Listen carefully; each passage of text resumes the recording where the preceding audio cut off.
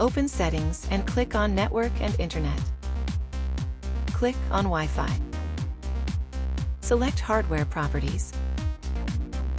Scroll down to find Physical Address, your MAC address. You can also find your MAC address using Command Prompt. Type Command Prompt in Search, or open Run by pressing Windows key plus R, and type CMD. Type Get MAC and press OK. You will get a list of your physical address with the locations of the network adapters. To get more details for each physical address type, get mac/v/folith.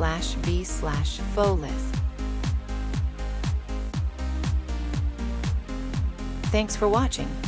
If you found this helpful, hit like, subscribe, and comment below. Your support means a lot. See you in the next video.